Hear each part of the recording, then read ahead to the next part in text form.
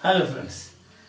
So today we have Dr. Johnson, Dr. Samuel Johnson, one of the towering geniuses of the latter part of the 18th century.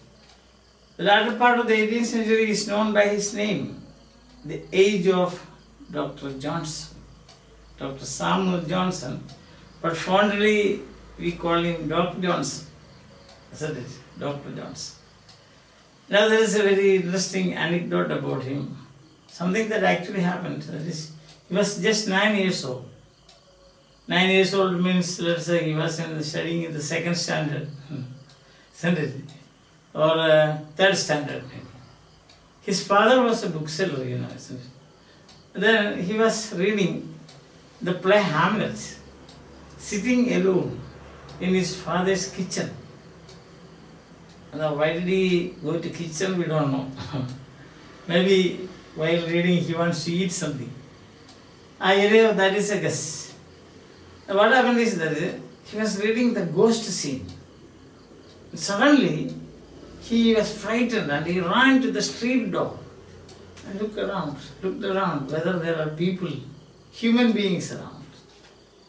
So I told you this because right from his very young days, we can say, 9 years old now, young days, he was very fond of reading Shakespeare. And you see, what was he reading?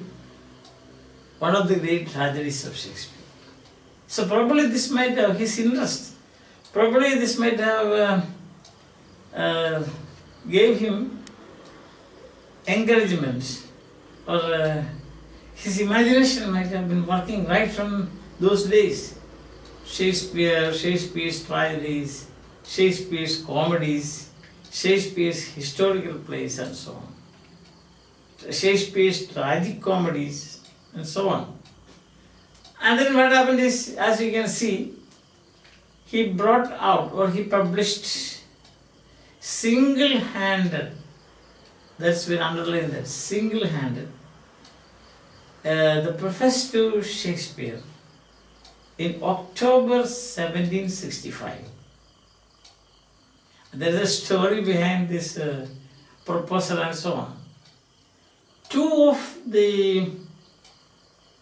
the largest monuments of Dr. Johnson's scholarship, you can see. But it's a dictionary of the English language published in, the design was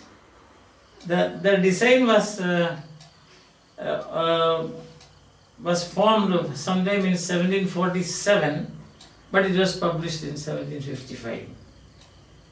It was an authority, an appeal to authorities. So one of the, if you consider Chaucer and Shakespeare are the founders of the English language, then Shakespeare is the, sorry, not Shakespeare, but Dr. Johnson is the man who gave stability to the English language. Stability, that's a very important word. Underline that also.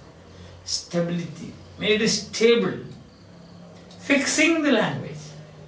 His dictionary was, his dictionary had a special quality, that was, most of the words in the first case it is single-handed. Himself alone did the work and also published it. Now, another point that we must notice that he, for illustrative quotations he has given, about 80,000 quotations he has taken from Shakespeare himself. Almost all the words. Some of his quotations are very strange. For example, cigarette, fool at, fire at one end and fool at the other end. That is definition. Another definition of cough, C-O-U-G-H, cough. Convulsion of the lungs vilicated by some sharp ferocity. Simple word, but the definition is more complicated than the word itself. A convulsion of the lungs, convulsion, shaking by it. vindicated by some. Vindicated, that is, no, that word is not now in English, I think. It's an old word, obsolete. Vindicated by some sharp serosity. So you feel that, no? Serosity. That may be the serosity.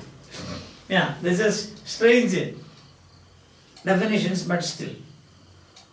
Now, another monument to his genius is, that is, the proposal for printing the dramatic works of William Shakespeare.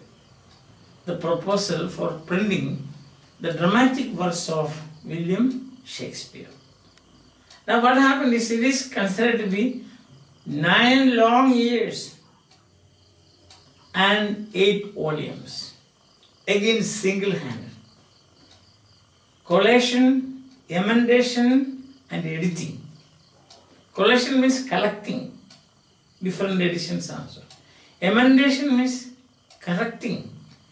Correcting. C-O-R-R-E-C-T-I-N-G. Correcting. And then editing means selecting, deleting, adding and so on.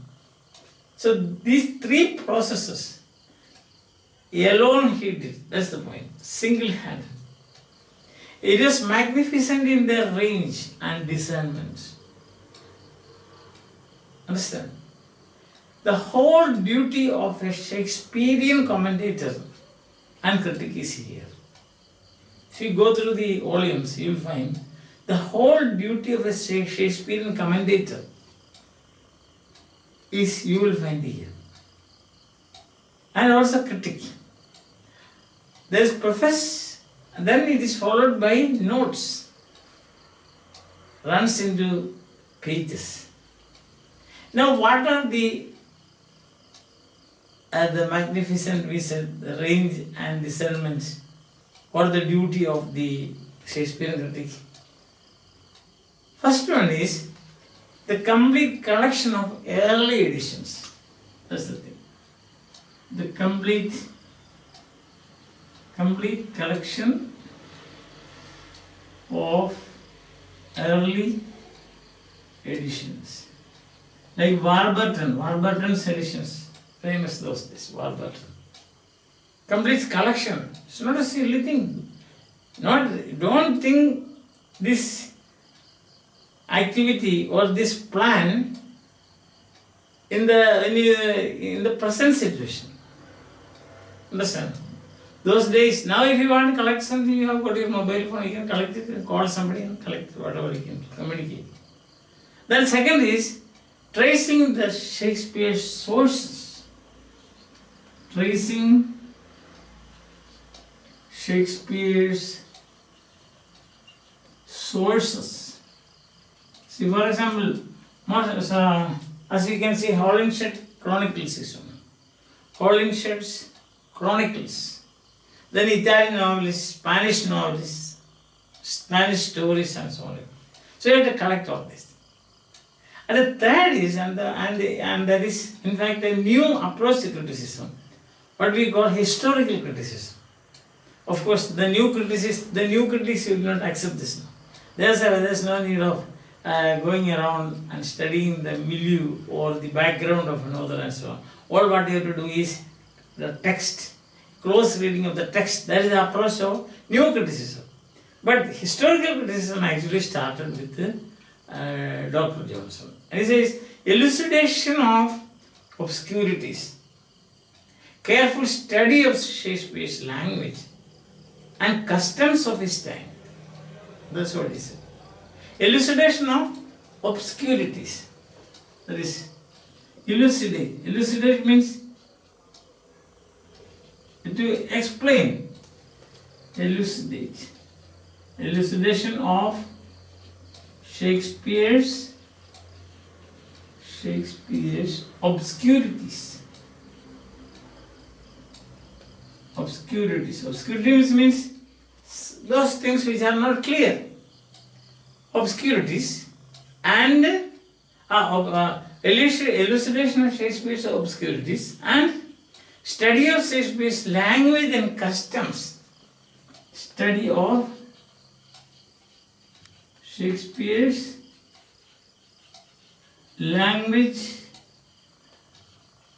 customs. Language and customs. So that is the milieu, the situation, the environment. Language, study of language and customs, and of his times. Of his customs of his times. Of his time. Means history. Historical criticism. So according to Dr. Johnson, and for many years after that, biographical data, then geographical data, environment, philosophical influences, theological influences. That means not only just the text, but how the text was formed, what were the influences on the text.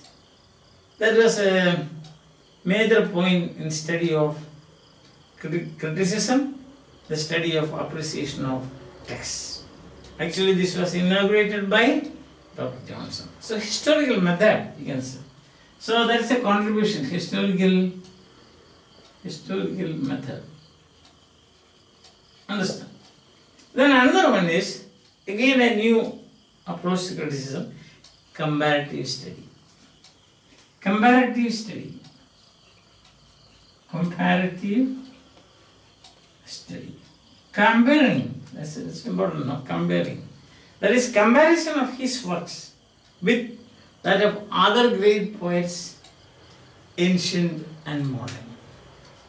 Comparison of his works, comparison of his works with other great writers, ancient and modern.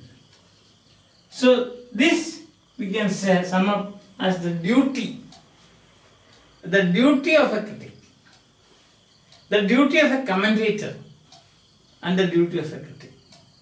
You will find this. First, the complete collection of early editions. Very comprehensive, if you consider like that.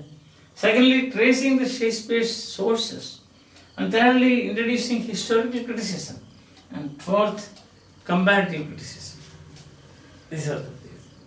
And it is really the original design, there is a history also behind it. See? And the history is, the original design was published, that is a proposal, so to say, published in, he said that it will be completed by 1757, December, the original design, 1757, December, it will be completed, December 30th.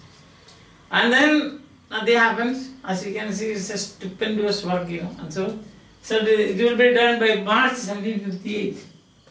March 1758. Nothing happened. So what happened is that somebody went to a bookseller, a young bookseller, went to Dr. Johnson and said, "See, please will you give me the list of the subscribers?" They are subscribed. Many people subscribe. And when I also said, "No, you subscribe to my videos." I am not Dr. Johnson, but still. Yes. No. So then a young subscriber went to Dr. Johnson and asked him, a bookseller, so not subscriber, a bookseller. I said, "Sir, will you please give me a list of the subscribers?" Then he said, it is in history it is known as a magnanimous confession. A magnanimous confession. Magnanimous. Magnanimous. Yes. Magnanimous confession. I am repeating this because when I write sometimes mistakes can get in now. Yes. So magnanimous confession. What is that? I have no list of the names. I don't know the list of all the names. I have spent all the money. That's what he said. I have spent all the money. And this is, in literary history, you call it a magnanimous confession. And of course, because of this, delay. See, delay. What happened? There is a minor poet, Churchill. Churchill's satire, Churchill. Not Winston Churchill, a poet. Churchill, a satirist. So his satire, about 6 lines he wrote. The first 2 lines I will recite here. That is, he for subscribers bait his book. He means Dr. Johnson. He for subscribers bait his book. Bait, bait. See, for when angling, fishing, you baits to the fish. The angler, you do it now. You throw baits or you attach bait to that angle, the mechanism is. You use that mechanism for catching the fish. So he said, he for subscribers bait his book and takes their cash, but where is the book? And take their cash. But where is the book? Where is the book? Rhyming lines, no? His book, the book. So it's not right. But at last, in October 1765, it was published. October 1765. October 1765. It was published. And you can say the title is a long one. The Plays of William Shakespeare in 8 volumes with corrections and illustrations of various commentators. That's it. The Plays of William Shakespeare, the full title. We will write it in golden letters. I don't know golden letters, so I will use a red. Okay, red. The Plays of William Shakespeare in 8 volumes. The Plays of William Shakespeare in 8 volumes. In 8 volumes, the Plays of William, that is the full title. The Plays of William Shakespeare in 8 volumes with the corrections and illustrations of various commentators. With the corrections and illustrations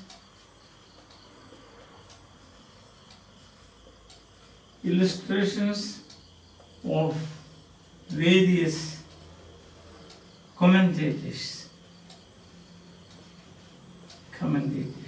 So this is the full title.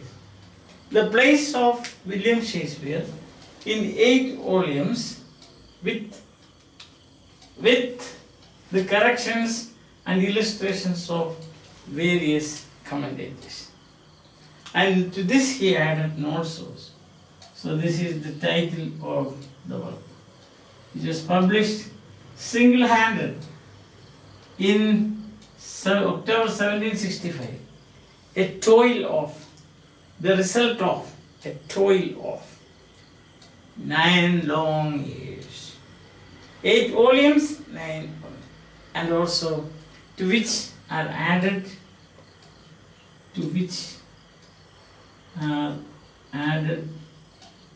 notes by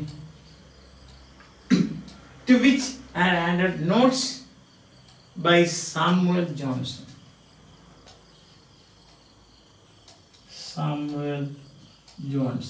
So this is the whole title.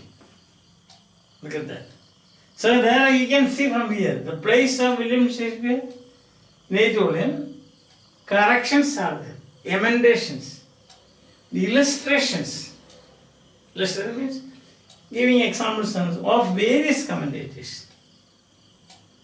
sorry, not one, but many commentators, to which are added notes by Samuel Johnson.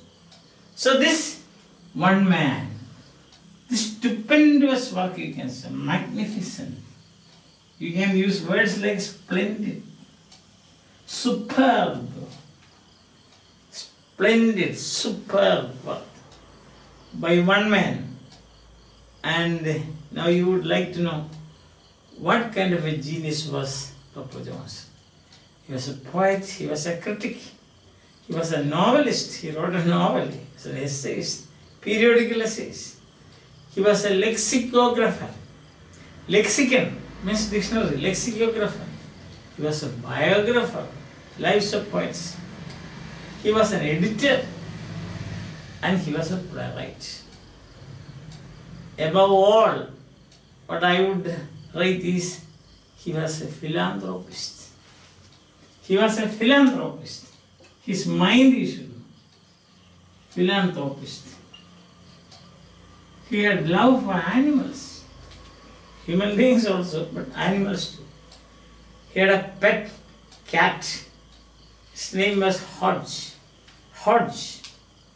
Hodge, that's the name of his cat. Hodge. And he used to go himself to London to buy oysters for his pet cats. He did not trust the servants.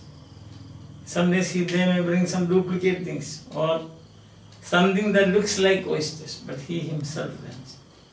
So that shows his love. And he was also totally against conducting scientific experiments on living animals. So he was a philanthropist.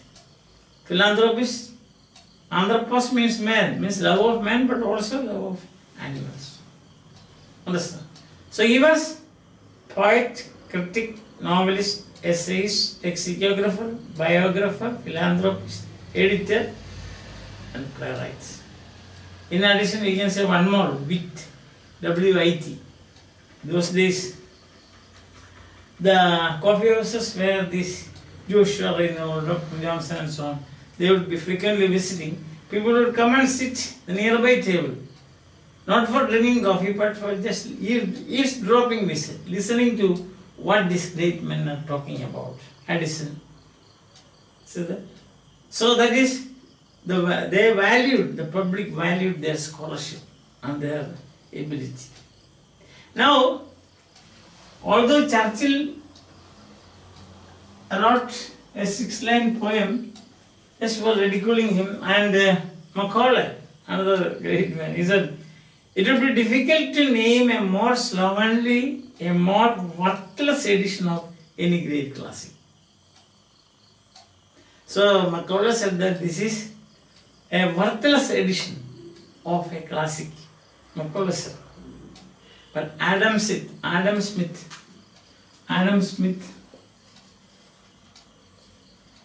he wrote like this. That is, when we were discussing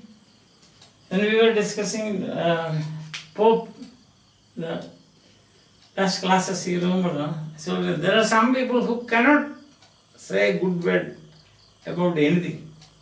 We can say Macaulay was one among them. They see only bad things, not good things. So Macaulay said that it would be difficult to name a more slovenly and worthless edition of any great classic.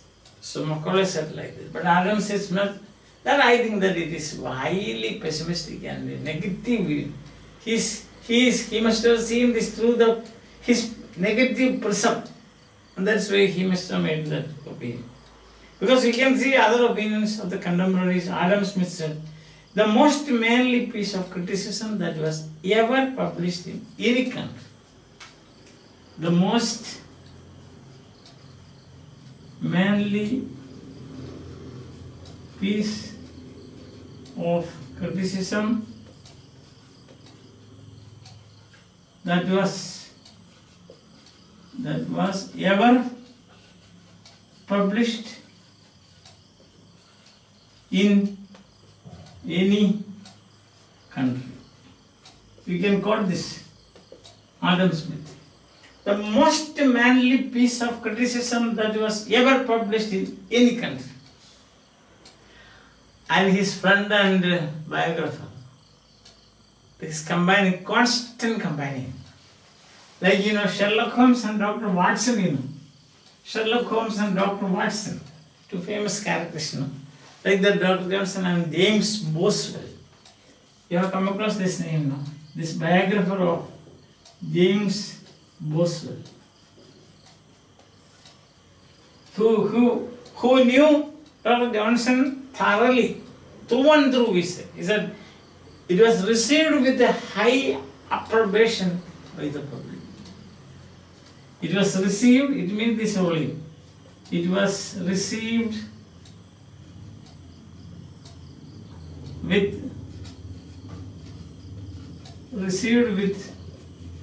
high approbation. Approbation means approval. Approbation by the public. Then, to the negative criticism made by Macaulay, that is a worthless edition of any great classic. Boswell again said, Johnson is the most punctiliously truthful of all English writers. Again Boswell, you should quote this. Johnson is the most punctiliously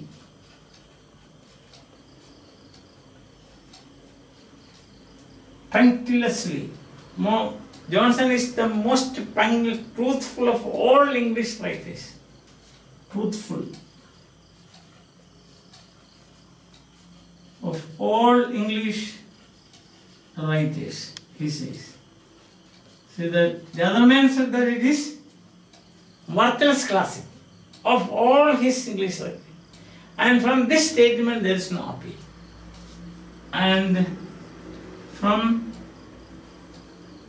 And from this statement there is no appeal. From this statement there is no appeal. So it's a long sentence, Then he says Johnson was, after all, a master of the English language. Johnson was, after all,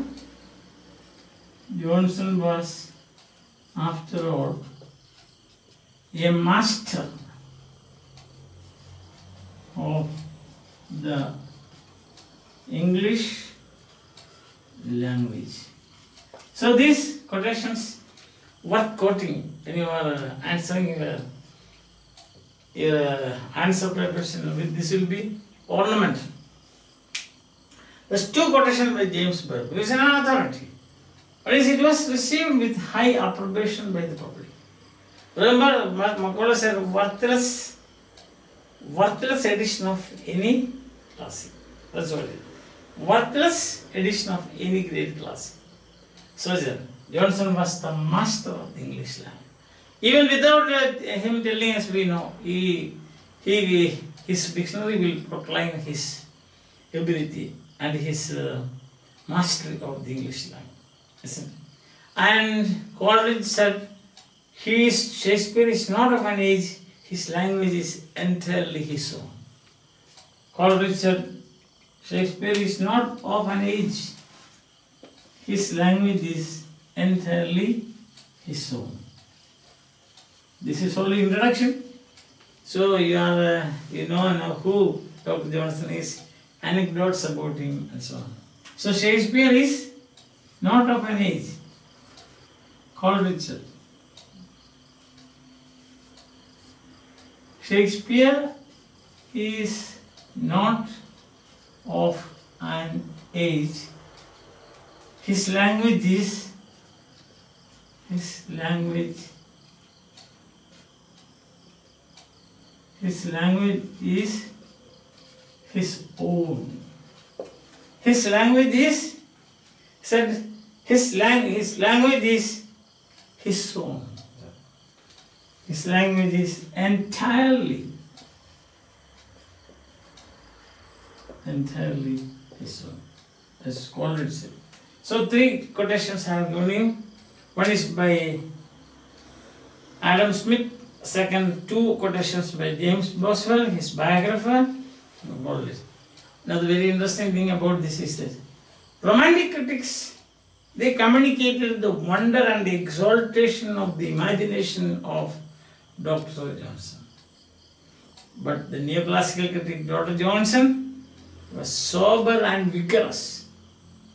Under his sober and vigorous guidance, Shakespeare was being analyzed and communicated to the public through the Preface and also edition of his works. The Preface as such is a classic. Even if, as some people say, even if he had not written even if he had not brought out the editions of his plays, still the Preface and the notes to Shakespeare's plays would have stood the test of the time and proclaimed Dr. Johnson's monumental genius. I think by way of introduction, this is enough. Now, the coming days we will be entering into the Preface. It's as I always say, don't be satisfied with my these words, but you should read the text, original text. Understand? So here what you have to do is, what you have to remember today is Anecdotes, 9-year-old and so on, his 2 monumental works.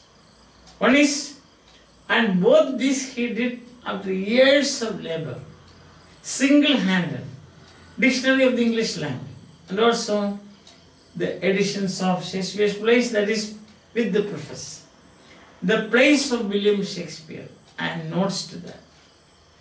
And 2 of his contributions are, one, historical criticism and comparative criticism. Then in his work you have seen a complete collection of early editions and also tracing Shakespeare's sources.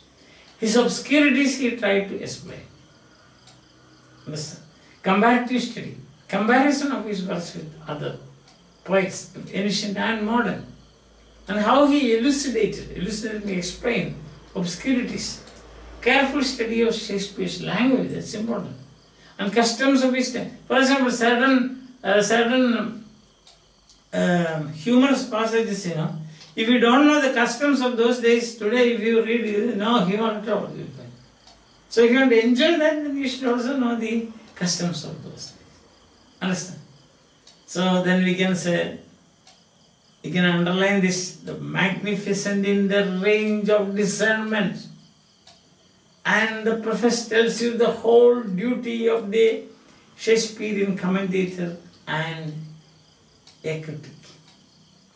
Although MACAULAY has said it's a worthless edition of any great classic, there are other people. Manly edition, Shakespeare's language is entirely his own already. Then there is no appeal, he says. Boswell says, is the most punctiliously is master of the English language. And he says, it was received with great approbation.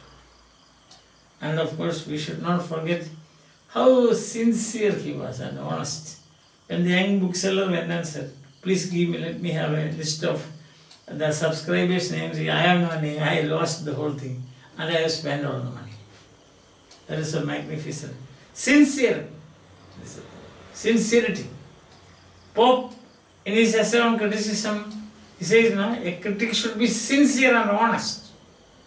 So I told you, when I was giving lectures, I have already given 11 lectures on Pope's and essay on criticism, and in many lectures I think I have referred to Dr. Johnson and Dr. Johnson's honesty and Dr. Johnson's genius and Dr. Johnson's approach. These things I have. And I have said, in Sober Critic, there's some lines there, some 12 lines in part 3 about Sober Critic, and I said that if you read those 12 lines, then you will find Dr. Johnson standing in front of you. It is as if Pope has written to describe the stupendous work of or the mind of Dr. Johnson. Those lines. You can go through that. In my last lecture, it was yesterday, 11th lecture, I have pointed out this also. So more of that you will get from those lines. Time being, I will say bye to you. We will meet again with more of Dr. Johnson as his preface to Shakespeare. We will discuss together. But before that, I humbly request you to go through the original so that you can participate in the pleasure of this joy and adventure of learning. Right? Bye. Have a nice time. Enjoy your life.